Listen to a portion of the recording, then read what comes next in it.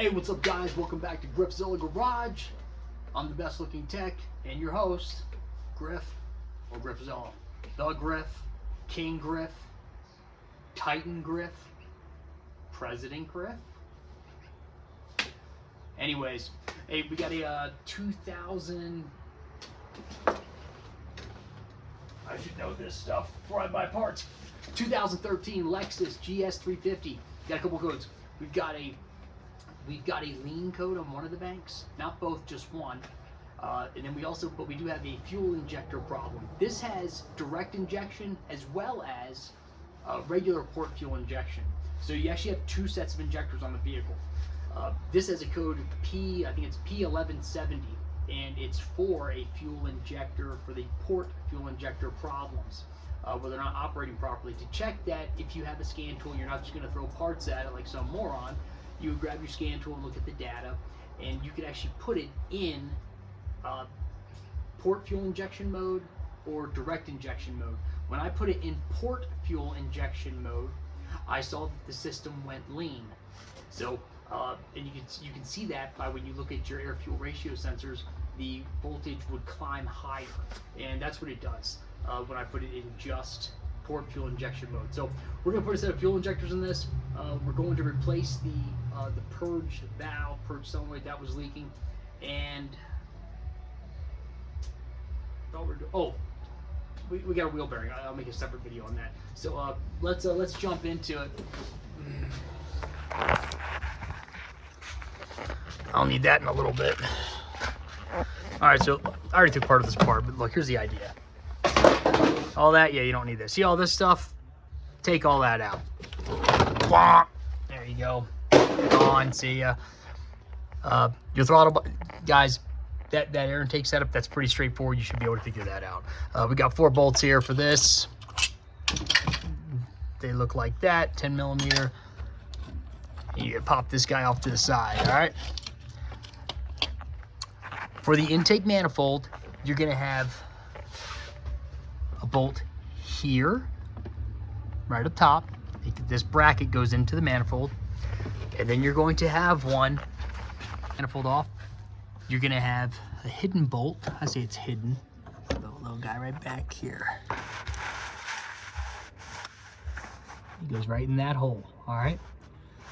If you back out, you'll see you got your manifold. You just come right back around this way and hello. Got that bolt. Take those two out. All right, guys, so once you got those two in the back off, the one back here and the one on the other side that I showed you guys earlier, you're gonna have these 5 millimeter head Allen head bolts. I don't know why Allen was so special, had his own heads, but I don't care for these things. I feel like they round out really easily. They don't, I guess they round out evenly. I feel like they round out easily and evenly. Hey, so you're gonna have a couple 10 millimeter ones. Bang, one there. I was gonna say bang like there was another one, but oh yeah, there is. Bang right there. See, bang, bang, bang, bang on the door, baby, like Love Shack. Anyways, you got the two 10 millimeters, and then you're gonna have the Allen head ones, Allen and his heads. All right. So you have 1, 2, 3, 4. And that's not all. Don't shut the door. You're gonna have one right in this hole, and you have another in this hole right here, right?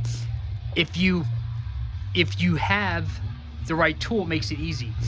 If all you have is, say, the 5 millimeter, but it's a 3/8 drive, it's too fat and it won't fit all the way down in there. So you have two options. You can go up to your local Harbor Freight and get the Harbor Freight special if they have it. I don't know if they do. So get one of these bad boys. Nice long one. It's 3/8 drive, but obviously it's long enough to get in there. Or you can use a 1/4" drive one with an extension. That works just fine as well. So you get that in there, and then you got to take it off. Let's see how we're gonna do that. Let's see how we're gonna get that off.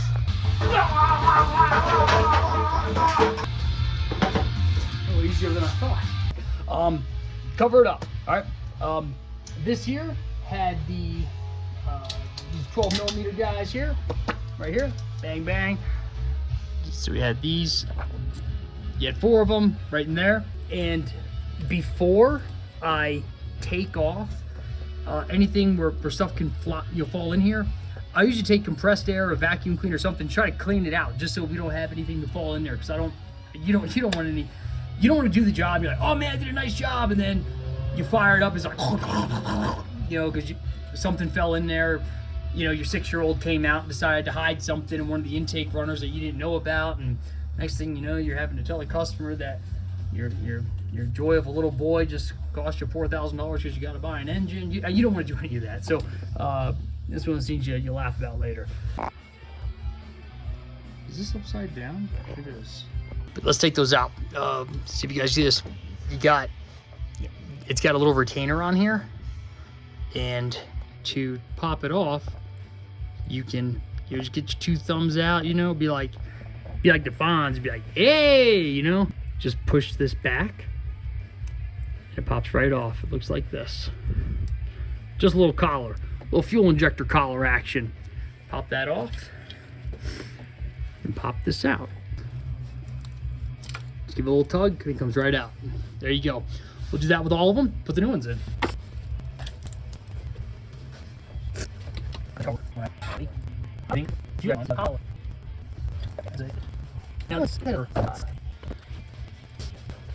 It had the fuel injector code P1170 for the port fuel injectors.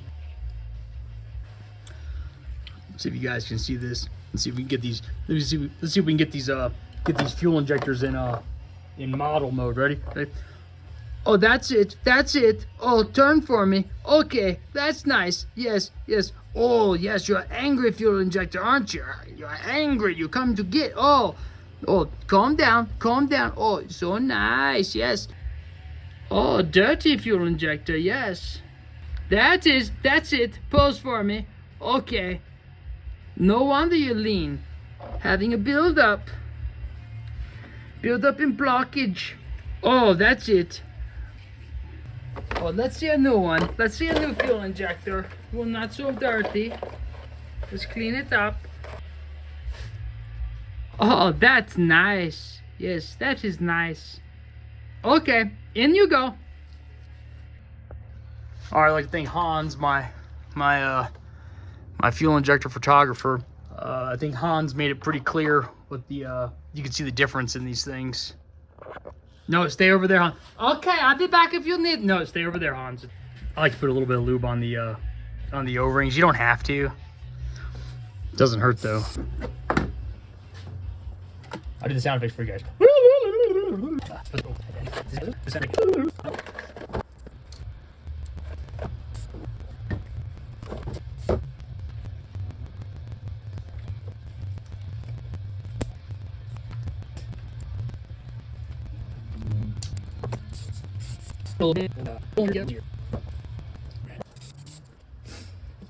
Guys, make sure you don't lose these spacers for the fuel injection rail, okay? They go, here, then the other side, all right? Set them on here. You just kind of push it down. They kind of click into place. It's kind of, you hear the O-ring kind of seat. When you do, pay attention to that. You'll know you have it lined up properly because those spacers will, the fuel injection rail, the fuel rail is going to kind of just hug right over the top of those, all right? And so then you got it in there. Hey guys, we had two different intake gaskets here, and they're identical as far as I can tell. And so if I was really cool and had a TikTok channel, I'd be like, which one do you guys think I should use? Should I use this one or should I use this one? And that stupid face. That is the dumbest thing. That's not sexy. That's not cool. It's asinine. So which one do you think I should use? Use the one that works. All right. When you do this, make sure you can. Some of this area right here, you want to you want to make sure you've actually got it seated all the way in between the two spots, all right? It's easy for it to get hung up. So make sure you got it seated all the way in there. Throw that bad boy on there. All right, we'll put our fuel rail connections back on before we put the intake manifold back on.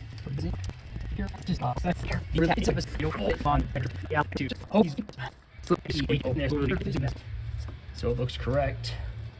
And remember, it's not always going to be perfect. You just do the best you can. Hey, as you're going back together with this stuff, if you see something that you're like, I hope that worked. Listen, don't be one of those guys that's like hiding behind your toolbox, looking outside, saying, I hope it just leaves the parking lot. Don't be that guy, man. Just, if there's a problem, bring it to your service writer's attention, your service director. Hey, you gotta cover your butt in this industry. If it's messed up, let them know and write it down. You do not want to be the guy that gets rolled under the bus because you told the service director, service manager, somebody else, they didn't tell the customer leaves, comes back, and then it's on you because you didn't write it down and cover your butt. Gotta write it down. It's gotta be documented because you know what rolls downhill. A lot of people in this industry, technician happens to be at the bottom of the totem pole, even though we're the ones that are making things happen. So cover your butt on it, write it down, let them know as you're going back together. If you see problems, like you say, hey, I saw this, we're gonna want to fix that because if we don't, this may happen. Do your due diligence and be prepared. Is that way you know you did everything you can to make sure the job was correct and the customer was informed. And you can only do what you can do. Let's go ahead and pull the tape off of the versus off from getting crap down in there. Pull this back. Hey everybody! Back! Hey, we gotta clean off the lower half of the intake manifold. I know when I was at school, Honda would send me to school. No, Honda just had me do online stuff. But Volvo, Ford, Chrysler, Dodge, Jeep, Ram. Hey buddy.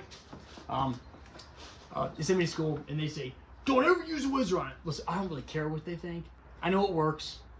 You're probably watching my video because you want to know what works. I'm gonna be like Peter Frampton.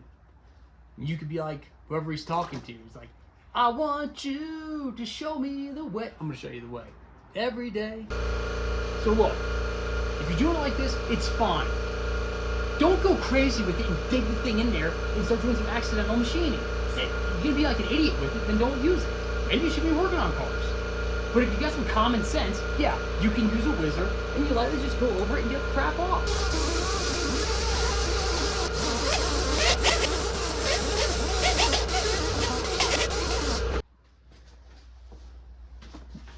Alright, we're gonna throw this thing back on. We've got our harness routed correctly. We have this plugged back in, so we're ready to put this on. You don't have to do this. In fact, it doesn't say to do this anywhere. It's just something I started doing over the years. Is like this is silicone lubricant. I just feel like it helps. Just a little mist of it. That it helps. Just almost like seals it out. Helps seal better. And it probably doesn't. For all I know, it makes things worse. But I haven't had any come back, so it must be doing something right? So we're gonna put the intake manifold on. We've got the two studs here and here. And we're just gonna line those up with our manifold and just drop it right on there. You may have to move some of this bracket, just push it back a little bit, or the one on the other side back here. Because you may push up against it while you're trying to put it on. That's okay. There's not a ton of room for it to just flop on there, but it's very easily able to be put on here and get into place. After you set the manifold on here, let's make sure that we get that vacuum line put on, that PCV kind of line. If we don't, you're gonna end up getting all kinds of lean codes. So put that bad boy back on there. Before we put the main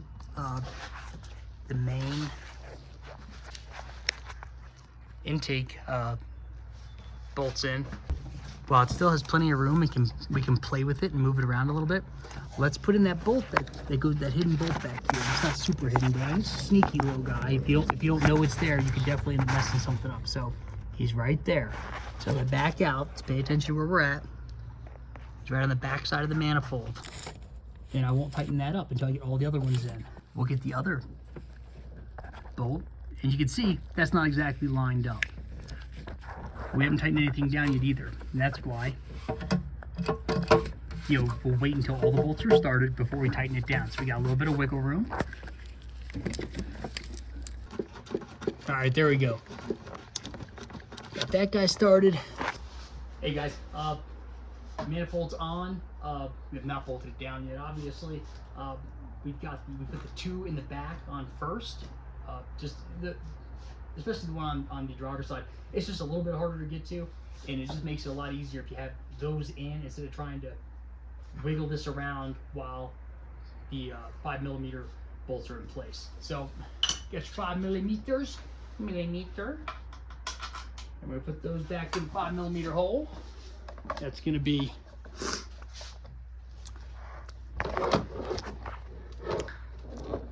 here, down there. See that? There it is. And then you got the one, that hidden kind of one, back in this hole here. Don't forget about this guy. You end up getting another lean code, all right? That's why we're doing this. And then you got one here, and then one right there. So let's throw those in. Make sure you guys get these finger tight. You start it by hand first. Don't just be sticking your gun on there and making new threads, all right? No threads like new threads, and it just keeps spinning. And I don't know what happened. Don't be that guy, all right? For the two that are down those little holes, down the little shaft, go ahead and stick it on the Allen wrench first. And just like before, just like with the other ones, start it by hand, all right? Don't just stick your gun on there and say, "Give 'em hell!" Don't do that, all right? What do you guys think? What do you think for the torque spec, guys? What do you think? Think the Matco? Is this torquey? Or is it this kind of torque? It's very easy. These have phenomenal amount of power for how small they are. It's very easy to break off one of these. If you're not comfortable using something like this,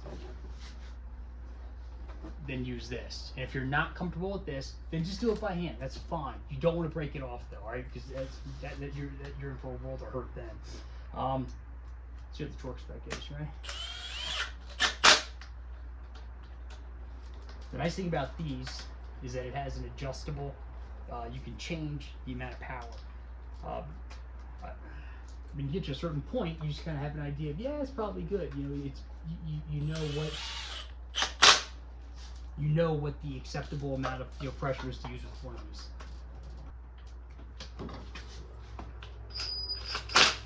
Yep. All right, that's torqued.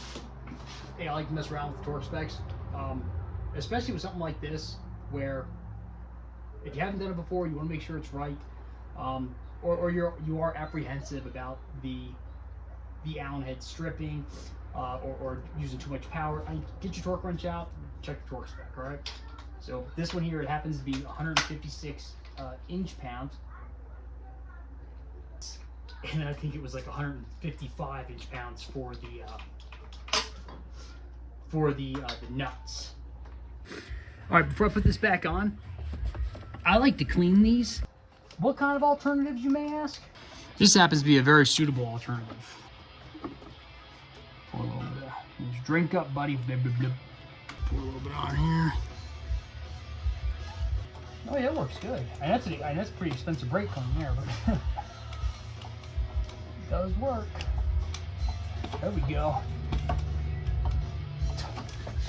Talk about being a shade tree mechanic. Hey, hope the video helped you guys out. If you got any questions, comments, leave them. If I'm trying to do a video a week, it's a little hard. It's a single income family. Always busy trying to get stuff done. But if you want to keep checking back, subscribe to the channel. I'll be your influencer, no charge. Speaking of which, single income family, It's the weekend. I'm gonna go do family stuff with my pop wife and awesome little boys. If you're a parent, a dad, mom, maximize this time with your kids. You cannot get it back, and it goes by way too fast. I'll see you guys next time. Thanks.